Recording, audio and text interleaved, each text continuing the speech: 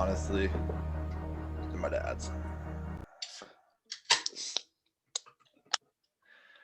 Cheers to the third installment of OTD Sports Talk, you guys. Welcome back. Busy week. Man. Well, not really, honestly. It was some eventful weekend. UFC was on. Big signing in the NFL. What do you think about Dak Prescott getting signed? We're just going straight into it, man. Fuck it, man. I'm not surprised. We talked about it literally last week. How we said we won't be surprised if he's paid as number 2. Shouldn't be, in our opinions. He got the most guaranteed money ever, which is insane. And it's only a 4-year contract, and he can sign an even bigger one after this in 4 years. So you think it's the right call for both parties then, I'm assuming? I mean, yeah, I guess. You kind of fucked up when you kept pushing signing him for 2 years. You probably could have got him a little cheaper, but it's almost worth it to overpay that because you know you have a guy that other than trying to find the guy again and restarting. But I mean, hopefully he comes back as good and better than he was before his injury. Yeah, man. I think it works out good for them. Like, I thought he was just going to get franchise tag for, what, like $37 million? Yeah. Well, I mean, his contract's more than that. Yeah, so. Well, it was, what, 4 year, $160 million, right? I think it is. Yeah, it comes out to like $40 million a year, but he gets... Yeah. Do you know how it's structured? I don't fucking remember. He was like 42 in the first 3 or something. Oh, damn. I see. Well, was it like 170 guaranteed? 164 maybe? Damn. Hold on. I mean, good for him for getting paid that, though. And the thing about in Texas, though, that's going to be tax-free. Mm-hmm. You know, so that's going to be a big thing, you know? That is actually insane. Right, and I feel like that's why, like, I wonder if, like, when LeBron James, Dwayne Wade, and Chris Bosh teamed up, I wonder if they all went to Miami knowing where it's just like, well, it's all going to be tax-free money down there. Because well, I mean, I'm sure it didn't help.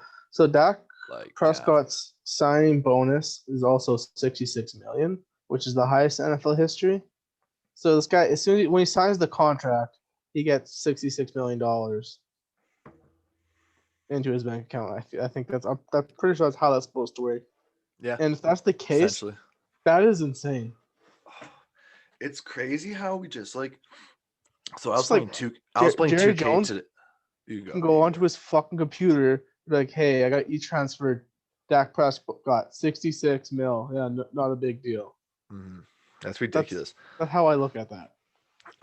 It was crazy because I was just on like NBA, and it was like I was signing these players to like $2 million deals because I was like, I just need somebody to be like the third string. So like, here's your $2 million contract. And in my head, I was like looking at that number, and I was like, that's ridiculous. How I just say, oh, that's just a $2 million contract. He's a cheap guy. He'll fill the bench. He'll barely play. I'll just give him the $2 million contract. And I'm like, it's just crazy how we just assume $2 million is not a lot of money. Yeah, in that world. You know what I mean? It's like in that world, it's not. In my world, it is. Yeah, man, that's ridiculous. I'm just like, bro, man, if somebody gave me $50,000, I'd be like, all right, yo, my life's changed. I'm good to go. Like, I can work with this now. Not good to go, but like damn, that's sick. Like, that's a sick jump start. You know what I mean? Exactly. Also, side note, 126 million guaranteed. 4 years, 160, 126 guaranteed. That's ridiculous. Good for Dak Prescott, man. I think that's going to work out a good situation. I think that was just best case scenario at that point. I just came out of nowhere. I was not expecting it at all. Literally, so I saw the notification around like 2 or 3 whenever it was announced. And about an hour before that, I watched a video. Colin Cowherd was like, I don't see them reaching a deal before the franchise deadline, which is what, tomorrow, right? Or whatever it is, 2 days from now. Tomorrow, but that's probably getting pushed back because they still don't know the salary cap. Oh, okay. But anyways, he was talking about this. I don't see them getting a deal done. And then like an hour later, I saw that and I was like, oh, shit, yo. So it like blindsided me. I was like, damn, I didn't even notice. Shit, good for him, though. Yeah, like you didn't really hear of it. Like people were coming saying they were going to sign him or anything. Nothing about being close to an extension ever came out. Yeah, but I think that's why a lot of these teams, though, I think are getting rid of like a lot of like good players right now because that salary cap is just like it's coming down, right? Well, apparently it's not coming down. It's just not going up as much as it usually does. So it still is technically going up, but only by like a little bit.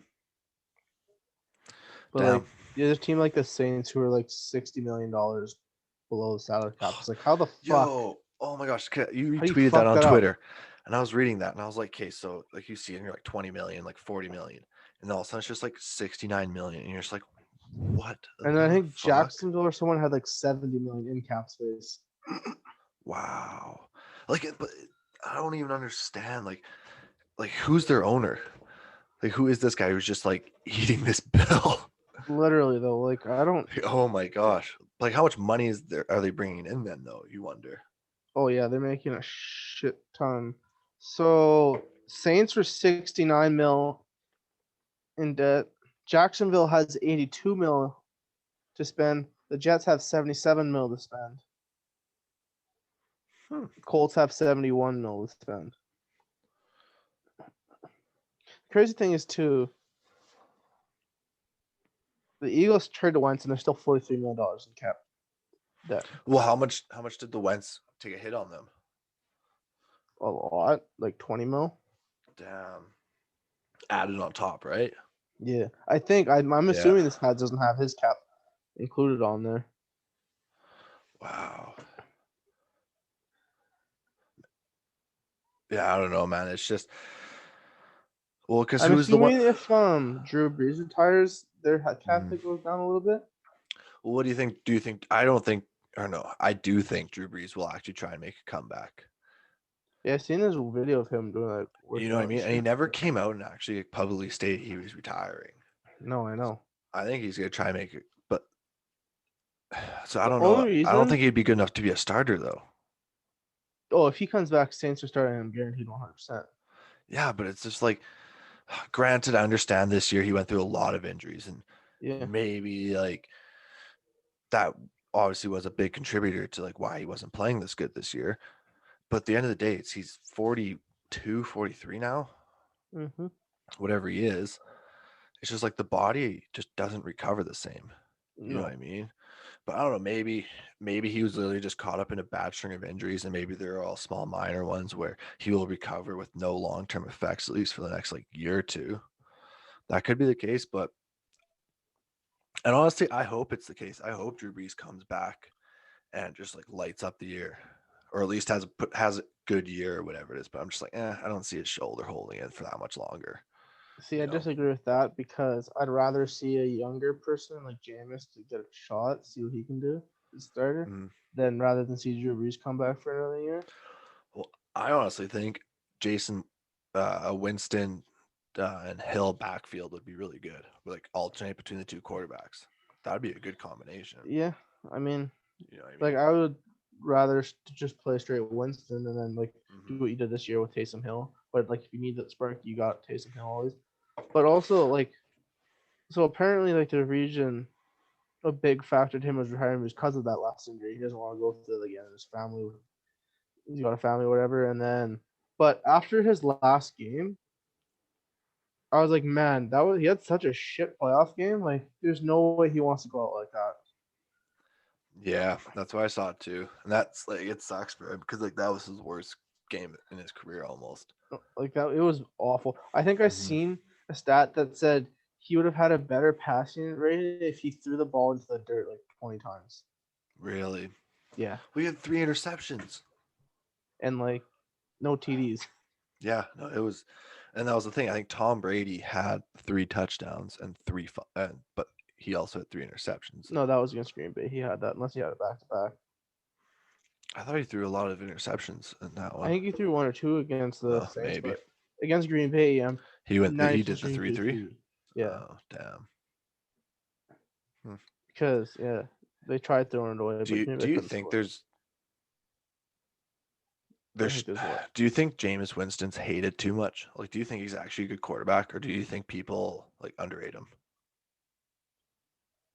I don't think people underrate him because he hasn't proven to you that he can be a winning quarterback. Like he threw for 5,000 yards, yeah, but he also threw 30 interceptions. He did Almost the 30 for 30 in New 30 York. He for was the 30. fantasy king that year for me. Yeah, he killed it for you in fantasy. But He like killed it for me in fantasy. Tom Brady comes in and he's not throwing for nearly as many yards, but identical offense, and you win a Super Bowl. Better team though. But you can only get so much better in 1 year, right? Like, it's not like they were. It's not like Jameis was carrying that team to that record. No, and Tom Brady did that. I agree with you. Tom Brady was the difference between those teams because, like people have talked about before, but like the Tom Brady effect, where Tom Brady would literally go somewhere and the players would want to come play with him. You know what I mean? Kind of like a LeBron James. And I think that was the biggest thing. That was the biggest difference. It wasn't necessarily the Tom Brady signing for him individually on a field. It was like everybody he brought in as well too with him. You literally don't get Gronk or AB without Tom Brady, and you probably Leonard Fournette. Who knows if you get Leonard Fournette? Mm-hmm. Like, it's just crazy. Mm-hmm. But like, plus his ability to be like a leader as well too, though. I seen a thing that someone said like, because they're talking about the goal thing, and they say he's probably the most competitive person ever, and I'd probably agree with that. I do. You know,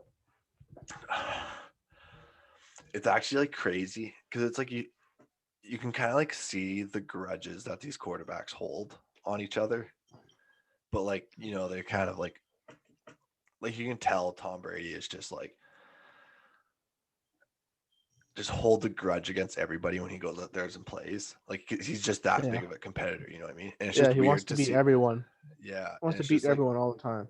Yeah, it's like that Mamba mentality almost, and it's just like it's a weird trait to see in a guy who's like 43, 44 years old. Because usually at that age, you look at all these like NBA players, usually they're chill. Like Kobe Bryant, after he retired, he was like chill and laid back.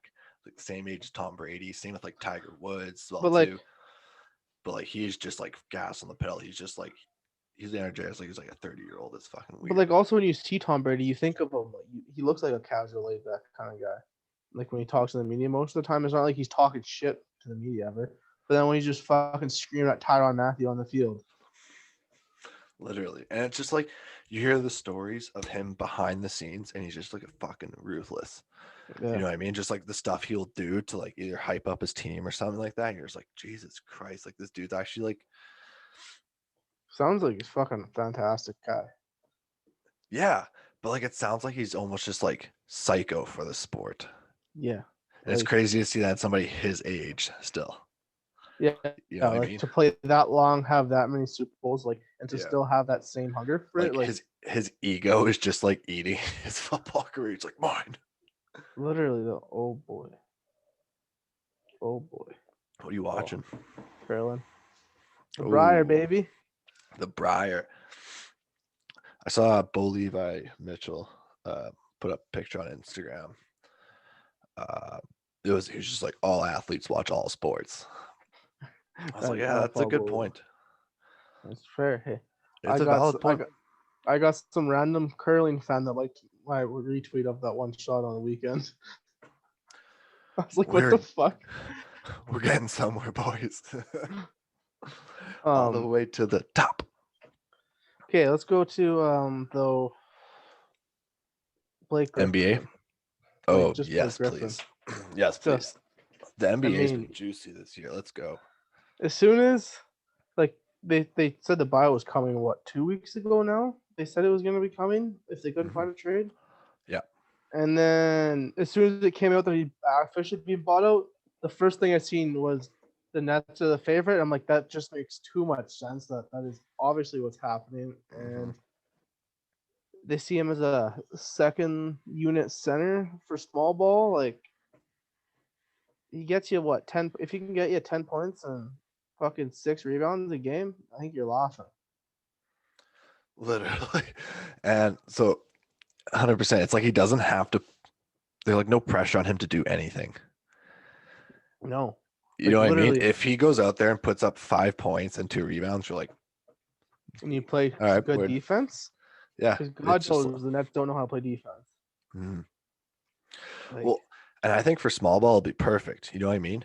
So he hasn't dunked in 2 years. yeah, I've seen that. You know what I mean? But you know that first game he's throwing a dunk down.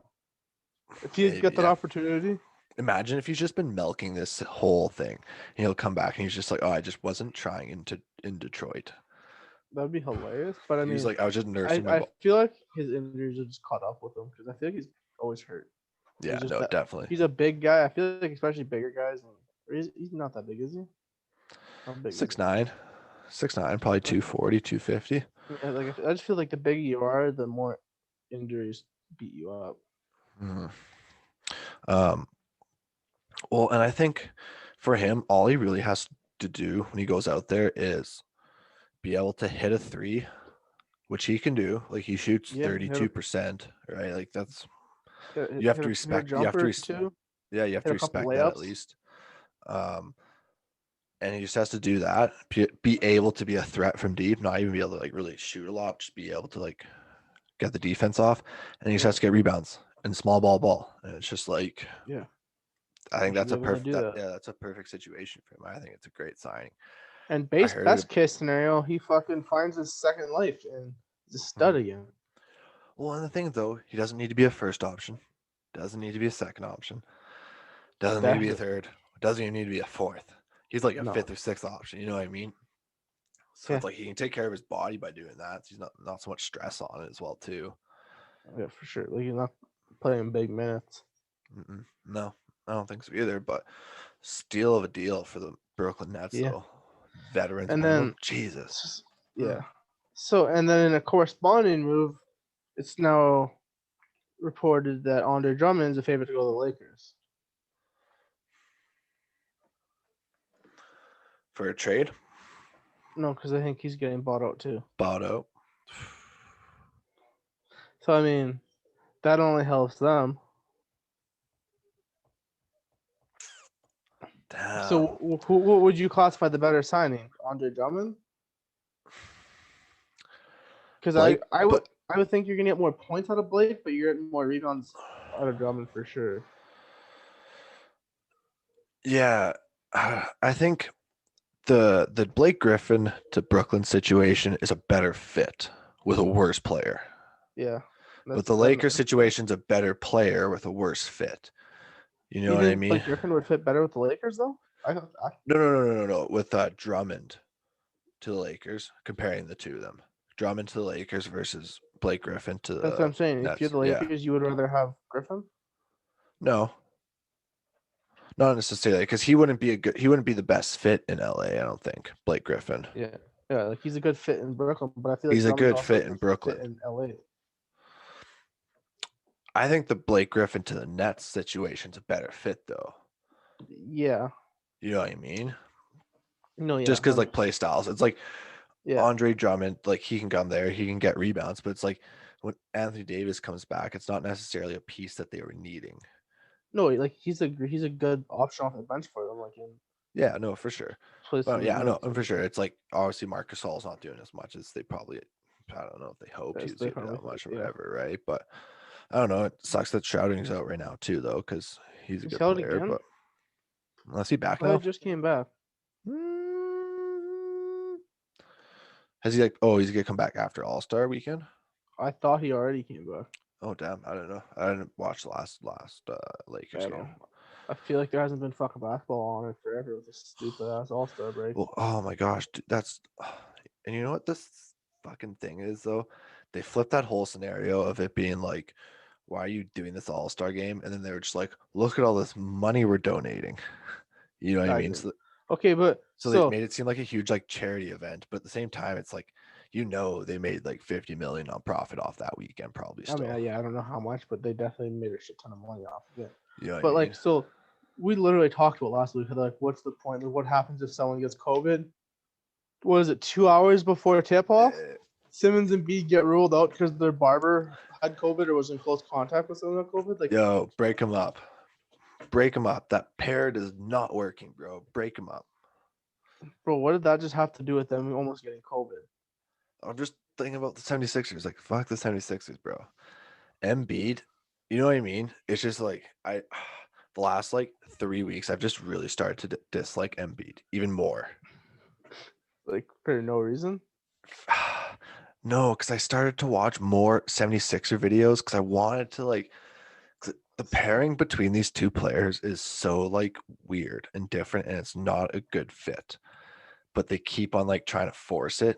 And like, granted, I understand like a lot of teams are quick to pull the plug on something after like a year or two, but at the same time too, it's just like, I don't know, man. It's just not a good fit between these two guys. So I was like doing a lot of like looking into like videos, like the fit, the why it doesn't work for them, and it just made me hate Embiid even more. Just watching him flop all the time and like cry. And, oh, So you it's just like, became more of damn, a go to Embiid LA, hater. bro.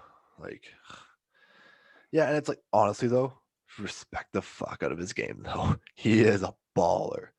Embiid, Yeah, I mean, he is a baller. Like, he is. he's one of the 3 candidates for MVP this year right now. Yeah, I think Jokic should be above him. But Yep. also too, though, it's just like, well, you compare them, it's like, well, one's at the top of the East and one's like barely in playoffs right now. So it's like, I understand Well, that. and then But there's also the topic too where it's Jokic is playing in a way smaller market, anyways. mhm. So you don't get nearly as much people talking about your fan exposure really because you're not getting primetime games. Yeah, that's true. But I mean, But if Jokic, like I don't know, I think if Jokic is fucking popping by the end of the year, he'll win it. I think if Denver makes a run and they get like third or fourth in the conference, I think he would be able to pull MVP in. But speaking of Well, I mean, as long MVPs, as it makes the oh, playoffs, well, I I was gonna say, think. speaking of MVPs though, Russell Westbrook this year has proved that his MVP season was the biggest like fluke ever. You know, or not say fluke, but it was the biggest like handout MVP ever. What what's he averaging this year? 20 points, 9.7 assists per game, and 9.6 rebounds per game. Just because he is slightly below A the triple triple double? double threshold, No he one's wasn't even talking an about all him. star. He wasn't even an all star. He wasn't even a consideration for the replacements of the all star. Mike Okay, so Conley, he who's averaging way less. 100%. Yeah, 100% should have been a fucking replacement of Conley. I didn't even know that. The only reason I told you earlier I said DeMar was because I seen DeMar tweets about something like something being a joke or something because Mm. he got laughed off. But I didn't even think about Westbrook because that guy's just fucking not talked about anymore. Because who was he with? OKC? No. Washington. Oh, see, I don't even know, dude. Washington? Westbrook's on Washington. Yo, him and Bradley Beal. Yeah. I forgot that too. It was I knew there was someone with Bradley Beal, but I did not think it was Westbrook, dude. So that's how irrelevant Westbrook is nowadays.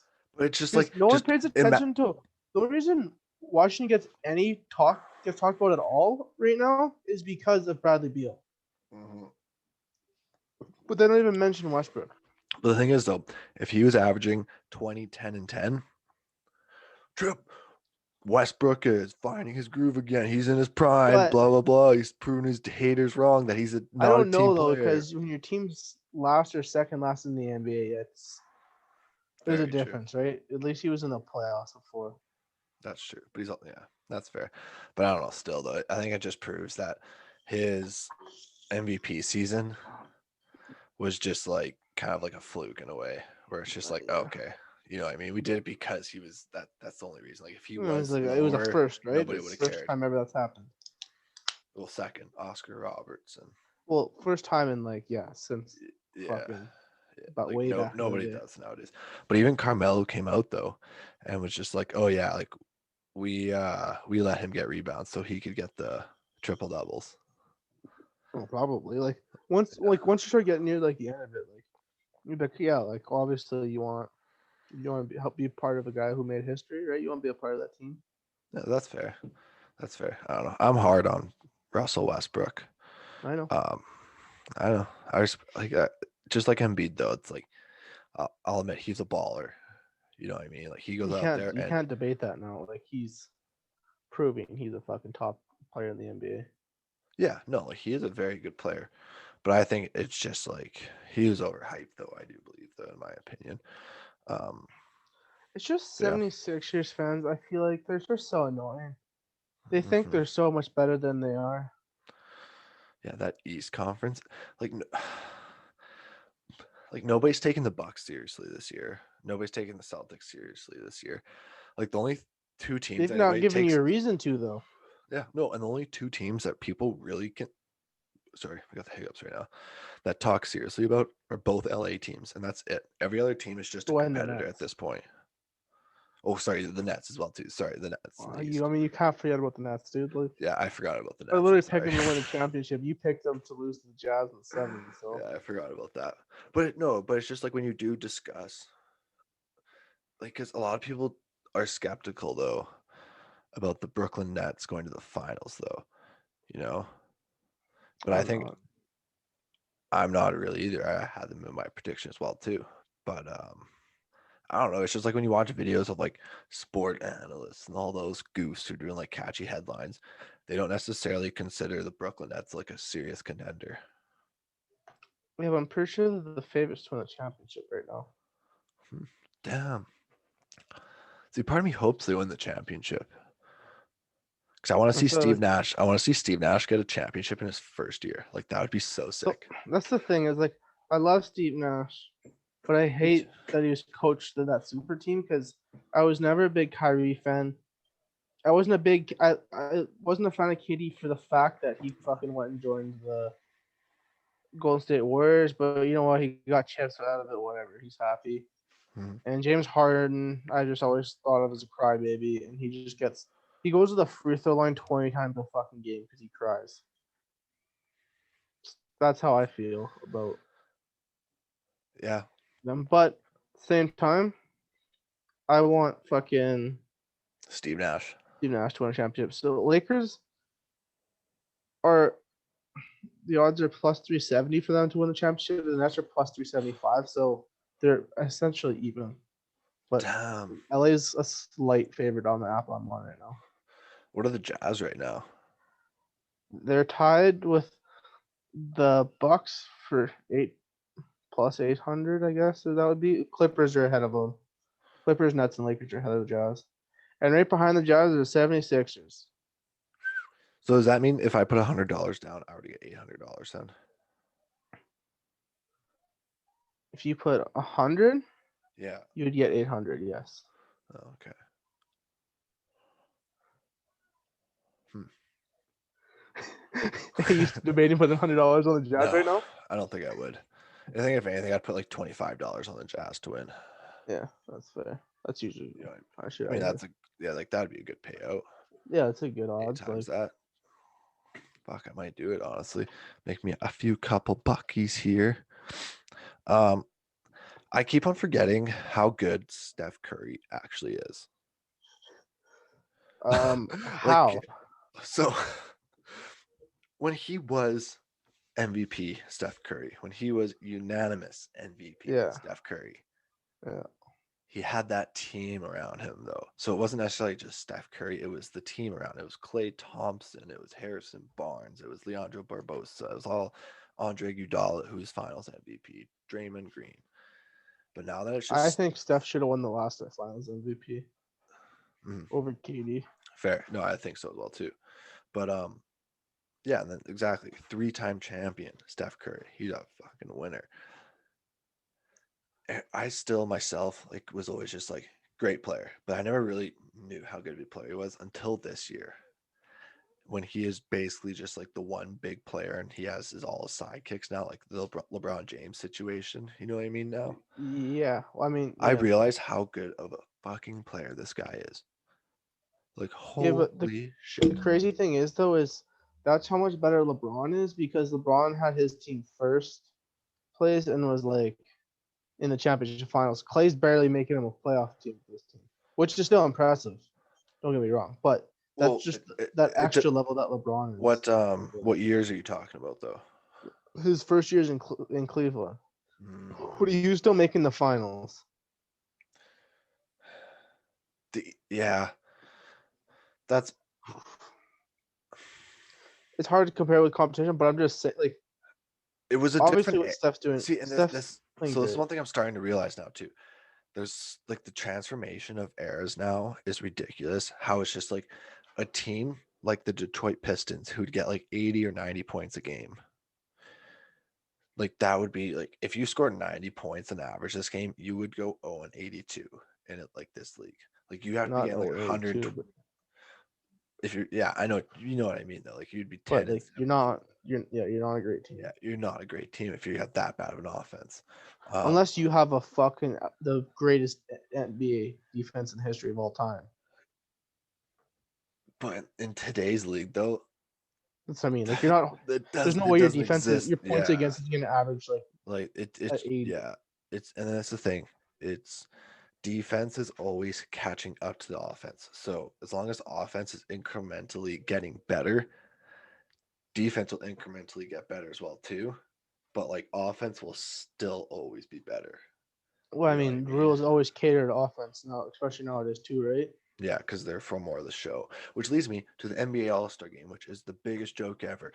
All it is your favorite basketball players dribbling up the ball and Hitting shooting a shots. three.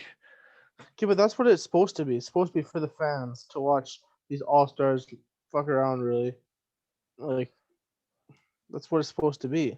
The thing is, though, they really don't like fuck around though. They just kind of like go out there and Well, they don't casually play play. defense. Yeah, and it's kind of just like what's the point, man? But so, Granted, this year was completely a blowout, which does make it more like, oh, that's shitty. wasn't it only a 10-point game? Dude, it was like a 20-point game. Oh yeah, 20-point game. I thought it was close to half though. I didn't watch. So for them at the beginning of the last quarter, because it was like 20, the team with the most points plus 24 is the target score, and whoever gets there first wins, right? They were down by 20 points, so they would have had to outscore them like 43-24 in the final quarter. Oh, to win. I was gonna say, how did that rules work like, for the NBA game? So say it's 100-90. The target score is now set at 124. So whoever reaches 124 wins the game. So the one team has to get 24 points. The other team has to get 34 points. Then. Okay, I get. That's. I don't understand why. That's just. But okay. It was like a memorial to Kobe Bryant. Oh, okay. Yeah. What do you think about the whole Kobe Bryant logo situation? Okay, well, hold on. Let's talk about this whole. Do we not talk about that? I don't think so. No, we definitely did. What do you want to talk about? I watched the first half of the 3-point contest, and then I switched to something else. Forgot about the 3-point contest. How was it? I didn't even watch the second half of it because I just assumed Steph Curry was going to win, and lo and behold, he won. Even though Mike Conley put up a valid effort.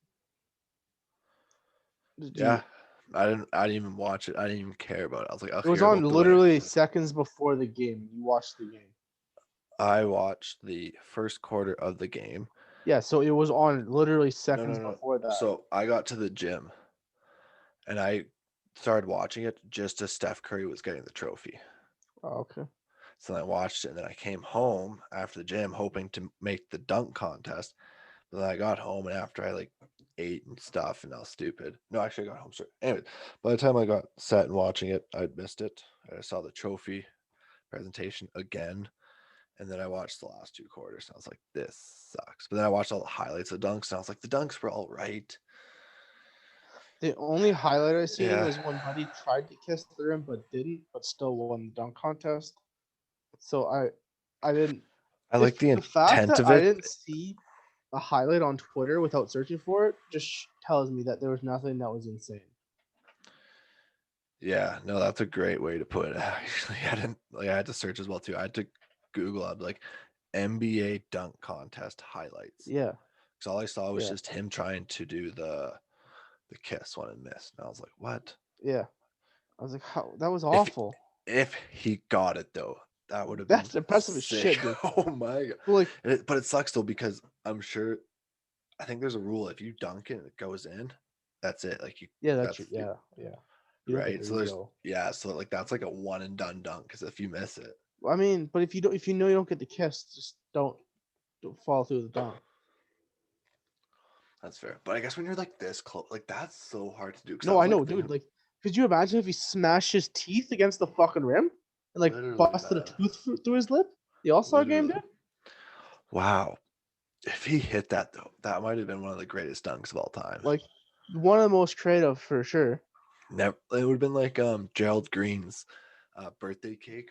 You know when he blew out the candle. Slam a jam on that motherfucker.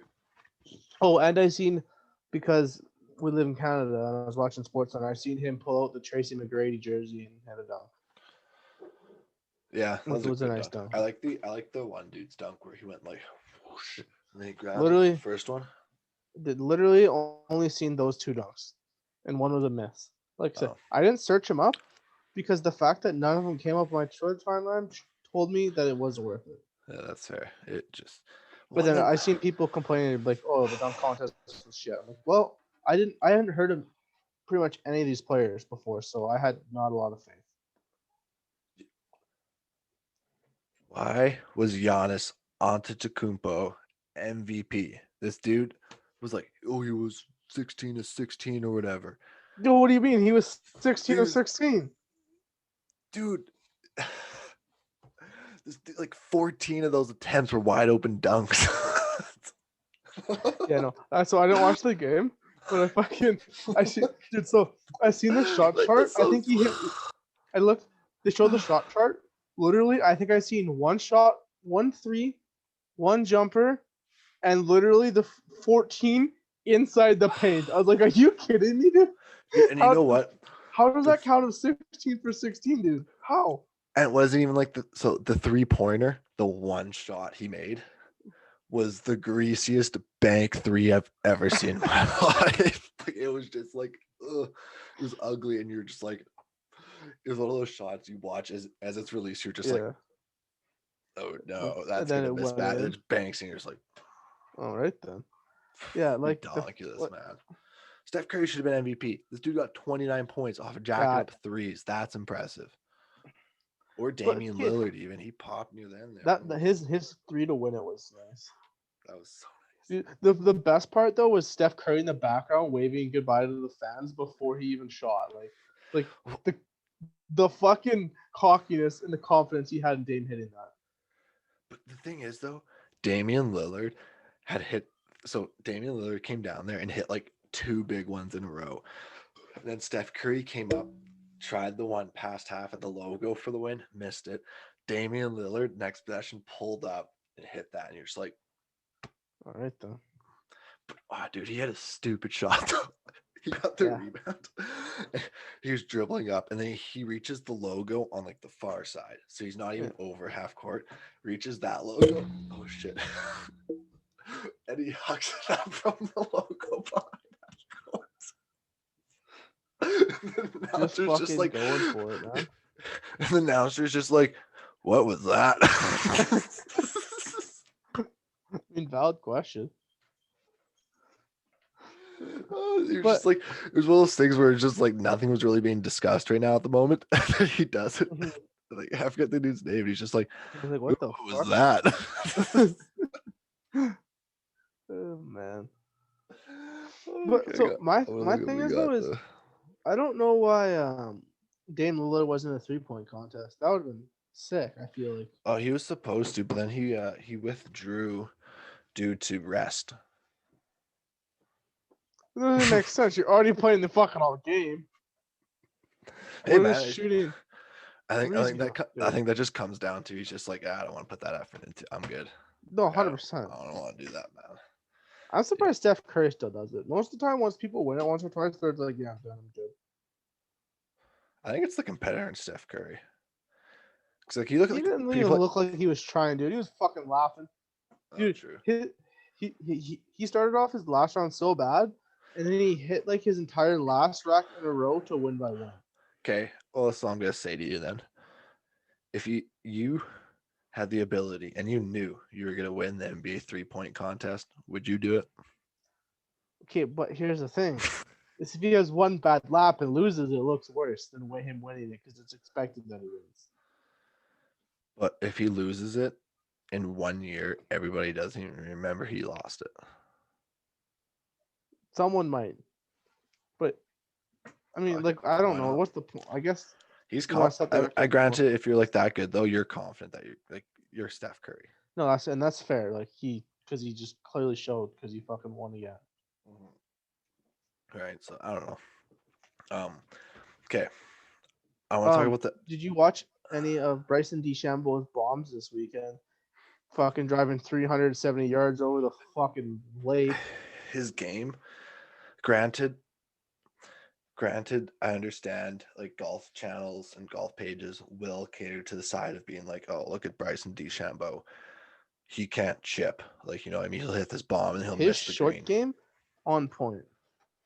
But then it's just, yeah, and I understand, like, people are hard on him about that. And they paint him as like this dude who is like, all he can do is hit far, but he can't do anything else. You know what I mean? Those like the highlights that they show. Yeah, but like I feel like that's golf. Like, it's a lot of older people who comment on it and like report on it. I feel like, and they don't like that game. Like, they're more traditional, right? They don't like to fucking just power through the golf course. I love it. This dude is reinventing the game. He is going to make it so in like 5 or 10 years, golf courses are going to get harder because of people's ability to bomb at 360 yards. Well, that, or they're gonna make more. I would make it more possibilities of you could make it on the fairway, like that one hole 6, whatever. When he's driving 370 and he's only 60 yards away after that on a par 5. Mm-hmm. That I fucking love that. Like the ability to, if you big risk, big reward. Like, if you make it, you're close.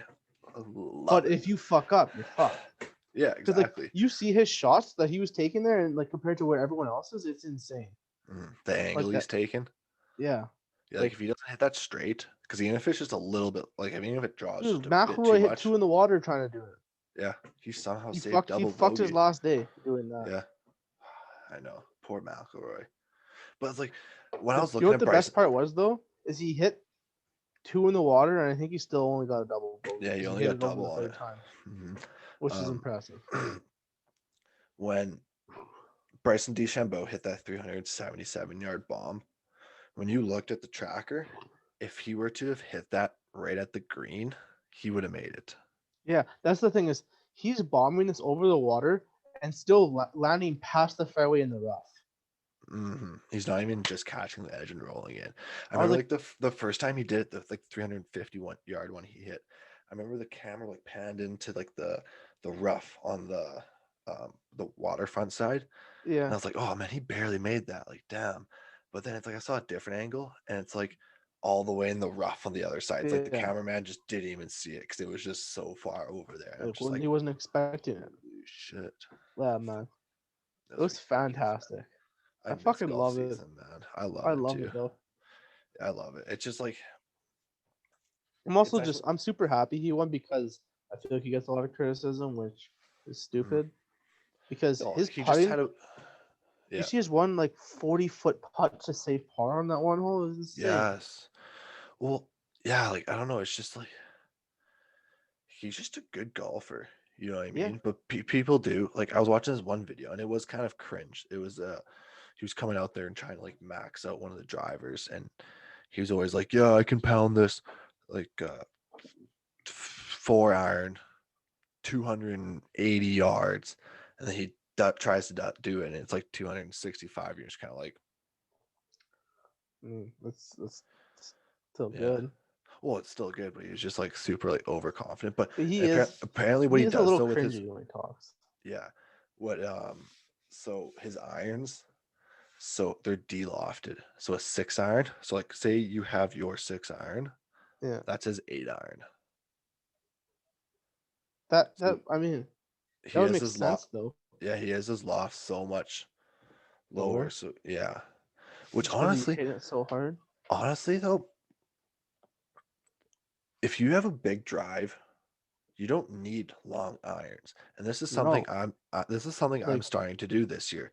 I'm going to work on a big drive, but then I'm going to declub my irons. I've been telling you for years, you want to be closer to the green after your drive every time. But no, you're just I'm going to play it smart because I'm a little bitch. Yo, because my driver was too I didn't trust my driver enough yet with this new driver. I haven't even hit my driver yet. That's a lot. I hit it 10 times, and the tracker was just like the tee was way too low, and I was just like duffing it straight right, and I was like, I've never just duffed a driver straight right in my life. It's always a hook, if anything. So I'm like, I'm just gonna put this away and just wait until like the driving ranges open up or whatever, or one day I'll go there and just hit straight driver. But like so far, I've just been working on my irons, getting that iron shot going. But I want to go tomorrow maybe. That's fair. That's fair. But yeah, full driver, baby. Get close to the green as possible, and just a nice little chip on after. Yeah, that's how I'm gonna coordinate my game. But we'll see how that goes this year. I feel like his short game is really good, especially because most of the time he's landing in the rough or shitty positions because he's going so far. He's never, whenever I watch, like he's not on the fairway a ton. No, and that's where that's like the risk reward, where if you're gonna hit that far, he's saying I'd rather have an 80-yard shot out of the rough than a 120, 140-yard shot out of the fairway. Yeah, and he's good at it. Fair. And that's fair. And that's the thing. That's his game. And he's knowing it and he's reinventing the game, you know. But I mean, like he's like the next kind of like but he's kind of like the next Tiger Woods though, in an essence how Tiger Woods kind of came in and was this young big hitter, you know, and he was always doing these high risk, high reward events and they're paying off for him. And I think Bryson DeChambeau's just taking it to another level. He was like, how do I increase this? And it's just like, well, I gotta get bigger, I gotta put more size and more speed on.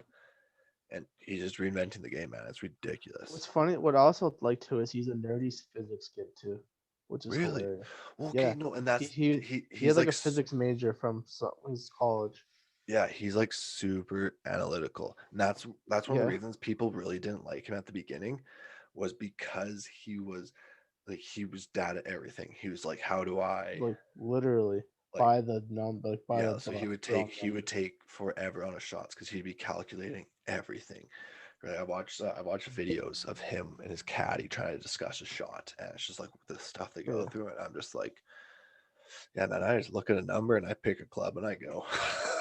This dude is calculating slope, and he's like, well, if I landed here, then it's gonna roll this far. I'm like, bro, what? I'm just trying to hit a fucking green. Like, how good is he? Yeah, you know what I mean, but I mean, like, yeah. Wait, it's just looking at him. Just looking at him, you wouldn't expect him to be like as analytical and stuff as he is when he plays. That's fair.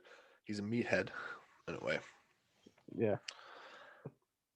What do you think about the fights this weekend?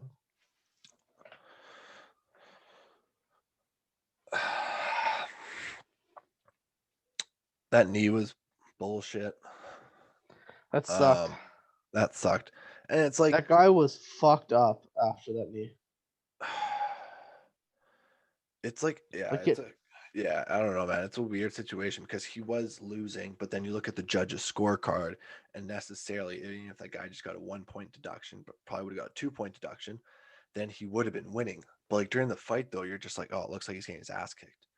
You know, he had like a 1 for like 16 takedowns, while the other guy was like 8 for 8 or something. Yeah. Like so at that point in the night, I was pretty hammered, so I don't remember. Respect. I remember Jan was winning. Yeah. I didn't remember it being that bad. And then I completely didn't remember that I got in some sort of an argument / disagreement with someone on Twitter. Didn't remember that. Yeah. That's how sober I was at that night at that point in time. So that's fair. But I do remember Sterling not being able to even stand after. Like he was he had to get carried out of the octagon. Yeah. Because like there's no way he could have continued, so that means the fight has to end, and which means the other guy did an illegal act. The ref told him he's a grounded opponent, and then right after that, just knee straight to the head. Did you hear what Khabib said though? No, I did not. Khabib said that he heard from Zan's corner to knee him, but it was in Russian, so that's why they didn't. That's why the announcers didn't get picked up on it. But then they said like, oh, apparently this is what Khabib said, that his coaches told him to hit him. Okay, so that might be maybe the case, and like so he was just thinking, yeah, okay, I'll knee him, but maybe they weren't aware that he was down. They thought he was up, but And then after the fight, Sterling said, "Oh yeah, I think it was intentional because like the ref told him I was down, whatever." But there, in my opinion, there's no way he's stupid enough to intentionally do that because he knows he's gonna lose, and he's winning. So there's no reason for him to illegally hit you like that. Yeah. Like there's no motivation to do it. I can see if you're losing, but you're winning. So why would he intentionally fuck himself over? I honestly think that Sterling was just getting on his nerves. You know what I mean? You can just see he was just being a pest. Like he was just jumping on him every time, and he was trying the exact same stuff. And he kept pushing him off, and it must have been just like after 17 times of him sitting on the back, like on his back, waiting for him to come like wrestle, right? That eventually he was just holding his head there. Like it was just all the same stuff over and over and over again. I think momentarily he just probably heard his corner say hit him, and he was just like, fuck this guy. Yeah, maybe. You know what I mean? But it's just like you kind of just like black out and just do something, but I don't know, think man. they really black out in there unless they get knocked out. No, and that's the thing there. Well, no, like you get this mental block out where you literally just don't remember anything and you just did something. You're just like, well, Like I didn't listen to his side of it because again, pretty fucking shit faced at that time. So that's fair. I didn't hear it. I do remember him saying he definitely did say something through a translator, but I don't know exactly what. I'm sure I'm sure all he said was it wasn't intentional. I didn't mean to. We're gonna run it back. I'll win my belt back. It's probably something along those lines. Yeah, probably. Which probably true. Yeah. Did you see the photo of Sterling after the party? No. Or after the fight? He was like, because he I was got gonna say after cleared. the party, like this man's went and partied after that. He looked like he was dead. No, he partied. He got cleared with no concussion, and that night, or at least like the following night, maybe after that, I saw a picture today with him and a belt and like some champagne and like with some people around him. Well, I mean, he's a champ, man. Obviously, he's fucking happy. Yeah, that's fair. But yeah, apparently got cleared, no concussion though, which is surprising though, man, because he was gone. So, dude, he looked fucked. Like he looked so out of it. Like yeah, the fact that he had to be carried out after just looked awful. And then, so then after that, Nunes absolutely destroyed Megan Anderson. That's exactly what I was expecting, except for I was expecting to get a knockout, not a submission. But she fucked it up quick times. Yeah, that was more of just like a publicity, like a publicity stunt, where it's just like I'm just gonna come out here, sign some, give out some autographs, wave a few times, and smile, knock this one girl out casually, and just kind of continue on my day with my public appearance for the day. But that's the thing. It was a joke. She's just that good, and she's beaten everyone else that she hadn't bothered the shit before, so she did, and that just shows you how much better she is. Like she was, I think, plus 2,200 favorites. So you have to literally bet $2,200 on her for her to win $100, and that's fair because she absolutely destroyed someone in fucking a minute. Well, because she's taking out Ronda Rousey, she's taking out Holly Holmes, Cyborg, who was her only competition recently, she fucked her day up. Yeah, like, and every fight's been. There's no one for her to fight. It was like prime Conor McGregor, but like over her whole career. It was like prime Ronda Rousey too, and then Nunes is just that much better. She made Ronda Rousey fucking retire. She couldn't stand losing no more. Literally, and now Ronda Rousey is WWE. If I don't even know what the fuck she is. She is not affiliated with the UFC though. She is not affiliated with the UFC though, is she? No. Damn. Not even a little bit. That was crazy how quickly she came. I think Dana was probably kind of upset. Well, dude, she's the whole reason. Dana White said that he would never have women fighters in the UFC until Ronda Rousey came out and was dominating people. Ronda Rousey is the sole reason and only reason women's fighting in the UFC. Really? Well, how long was she fighting in the UFC before she like had that huge blowout for fucking like 4 or 5 rounds? 3 or 4 years, maybe. Really? She won the belt and defended it a few times. Damn. She was dominant for a while, and then Holm knocked her out with a good shot. She got too cocky in her boxing.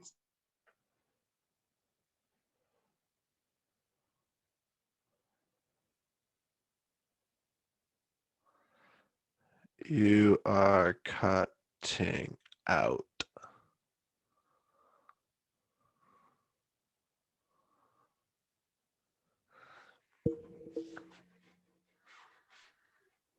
Hello? Hi. Is it my internet? I think so. Well, I haven't gotten an update about mine. Oh yeah, mine was like, you need an update.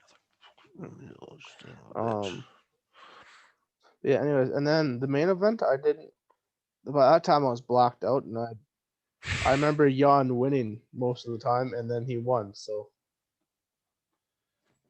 yeah, man, it wasn't even. It was a boring fight.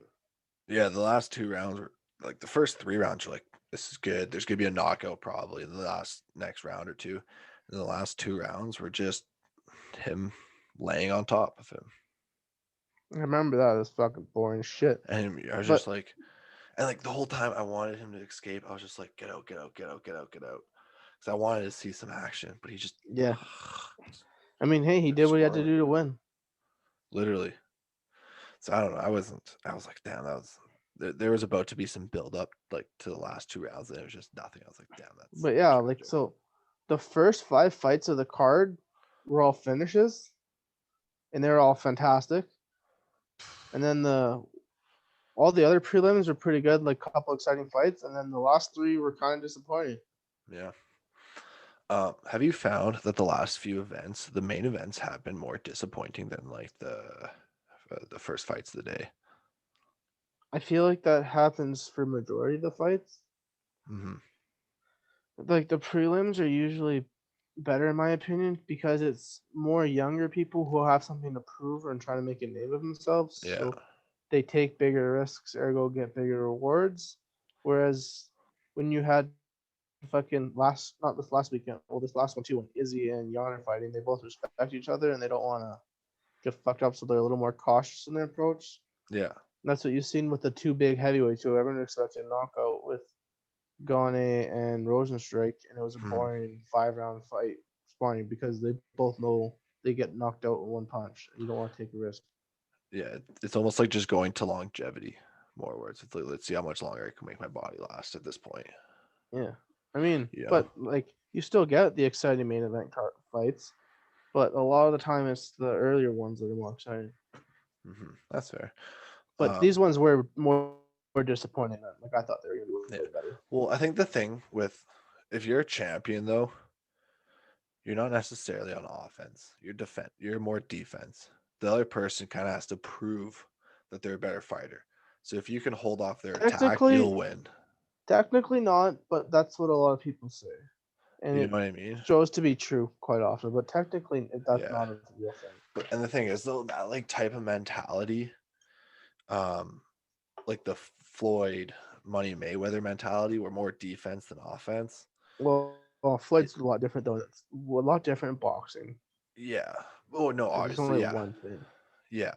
But like more so like that tactic where we're gonna defend more than we're gonna throw.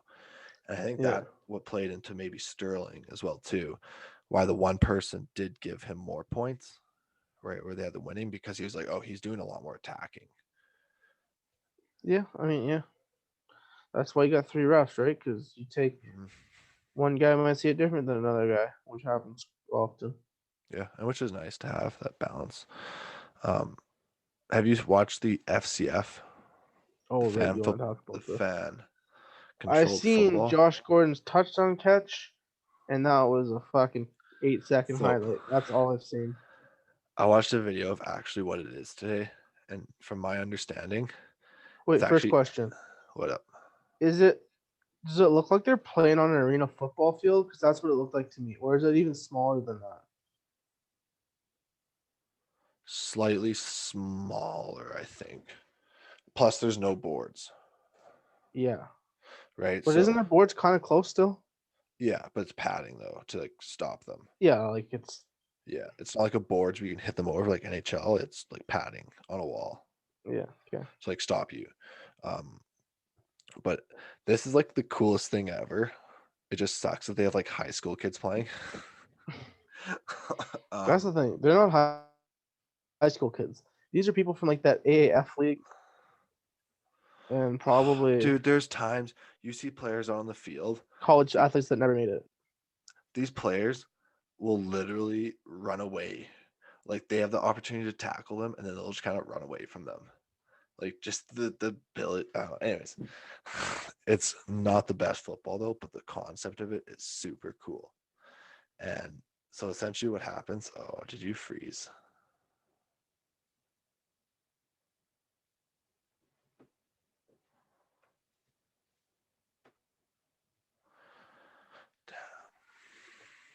Oh, I can hear you again.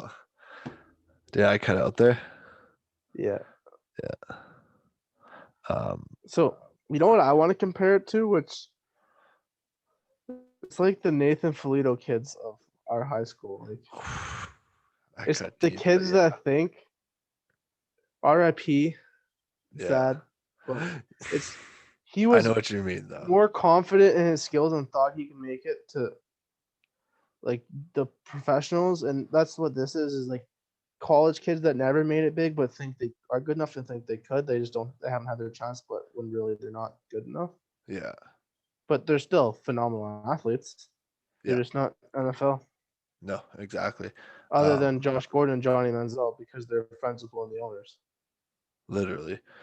So what I think's pretty cool though is that the fans pick the plays, like a Madden game. Yeah. So how does it work exactly? Do you know? Because I heard that, but I don't know how it works exactly. I don't know how it works exactly, like the whole concept, but you just log into Twitch and you just start playing video games essentially. You know what I mean? So you'll pick plays and whatever play gets the biggest percentage is like the play that they'll run. I don't know if this is selected maybe like 2 or 3 plays in advance or if it's selected like within 10 seconds. Is it like they give you like 3 options or whatever though? I think so, yeah. You know, it's definitely a cool concept. Like, it's a cool concept, but it's never gonna be like a huge, massive thing. But like, it's a cool it's a cool concept, whatever. Yeah, but it like I think it would be cool to like be part of it, like actually be the fan and be like, let's run on 3rd and 20.